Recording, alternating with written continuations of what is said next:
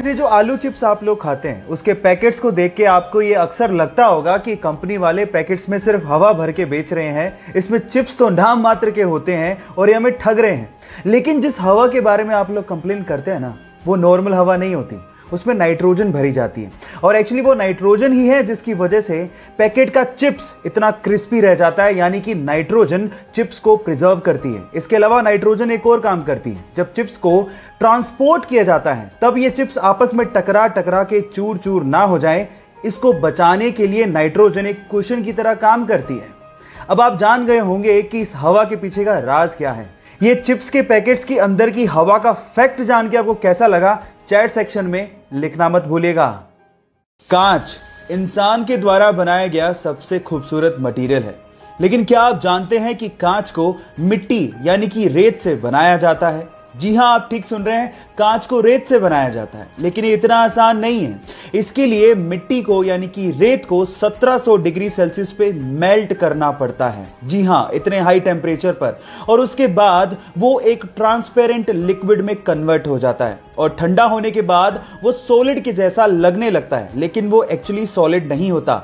Scientist इसे amorphous solid या फिर सुपर कूल्ड लिक्विड भी कहते हैं। सबसे खास बात यह है कि कांच को मोल्ड करना बहुत ही आसान है और कांच रिसाइक्लेबल भी होता है। कांच के बारे में इतनी इंटरेस्टिंग फैक्ट जान के आपको कैसा लगा, चैट सेक्शन में लिखना मत भूलिएगा। आप कौन से टाइप का टूथपेस्ट यूज करते हो?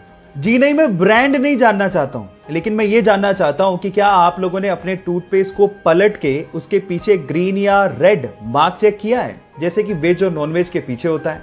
जी हां गाइस, ये ग्रीन या रेड मार्क आपके टूथपेस्ट के टाइप को बताते हैं। जैसे कि अगर ग्रीन कलर हो तो इसका मतलब ये बिल्कुल नेचुरल इंग्रेडिएंट से मिलके बना है, मतलब यूज करने लायक है।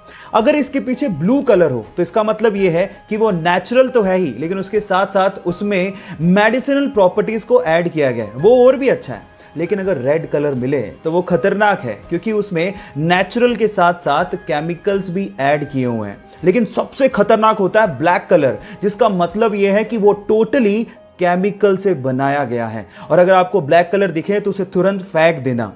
अब आप लोग मुझे बताइए कि आपके टूथपेस्ट के पीछे कौन से कलर का बॉक्स है? चैट सेक्शन में लिखना मत भूलिएगा। गाइस, एक बहुत ही मजेदार फैक्ट बताता हूं। स्वीडन का एक शहर है जिसका नाम है एस्किलस्तुना, और वहां की गवर्नमेंट ने वहां के भिखारियों पर लाइसेंस फीस लगा दी है। इसका मतलब यह है कि अगर वहां के भिखारियों को भीख मांगनी है तो उन्हें 21 पाउंड यानी लगभग 1800 रुपए देके एक लाइसेंस खरीदना होगा, जिसकी वैलिडिटी मात्र 3 महीने है, और उसके बाद ही वो वहां पे भीख मांग पाएंगे। और अगर बिना लाइसेंस के वो भीख मांगते पकड़े गए तो उन्हें 342 पाउंड यानी कि लगभग 30,000 रुपए का जुर्माना भरना पड़ेगा। आपको क्या लगता है कि वहां की गवर्नमेंट ने ये स्टेप क्यों उठाया होगा? चैट सेक्शन में लिखना मत भूलिएगा। गाइस, क्या हो अगर आप किसी इंसान की किडनी अपने अंदर ट्रांसप्लांट करवाएं और उस इंसान की यादें आपके अंदर आ जाएं? क्या ऐसा मुमकिन है? जी हां, ऐसा मुमकिन है। इस पूरी ही दुनिया में बहुत सारे ऐसे केसेस हुए हैं जहां पर किडनी ट्रांसप्लांट कराने वाले लोगों को वही विचार, शौक या आदतें आने लगती हैं जो कि अंगदान करने वाले इंसान की थी। और इसे देखते हुए वैज्ञानिकों ने एक थ्योरी दी है। वैज्ञानिकों के अनुसार हमारी बॉडी के हर एक सेल के पास अपना एक छोटा सा दिमाग होता है, जिसमें वो यादों को स्टोर करके रख सकता है। इसे देख के तो यूं ही लगता है कि अभी बहुत सारी ऐसी चीजें हैं जिन पर से पर्दा उठना बाकी है, जिसका जवाब विज्ञान को देना है। आपका इसके बारे में क्या कहना है? चैट सेक्शन में लिखना मत भूलिएगा। एक घटना है तमिलनाडु के पोथुगुड़ी गांव की, जहां के रहने वाले करपू नामक एक लड़के के घर के पास पूरे ही गांव का स्ट्रीट लाइट का मेन स्विच था। जैसी शाम होती वो स्विच को ऑन करता और पूरे गांव में रोशनी आती। लेकिन एक दिन जब वो स्विच को ऑन करने गया तो वहां पर एक दुर्लभ पक्षी को उसने बैठा पाया 3 अंडों के साथ। उसने उसका फोटो लिया और गांव के व्हाट्सएप ग्रुप में शेयर करते हुए लिखा कि जब तक इन अंडों से बच्चे बाहर नहीं निकलते इस मेन स्विच को कोई भी हाथ ना लगाए। गांव वालों ने आर्गुमेंट किया, लेकिन उस लड़के ने हार नहीं मानी और गांव वालों को समझाते हुए पूछा कि बचपन में जिन पक्षियों को आप लोगों ने देखा था, क्या वो आज दिखाई देते हैं? तब गांव वालों को समझ में आ गया कि इन पक्षियों को लुप्त होने से अगर हमें बचाना है तो हमें जागना होगा।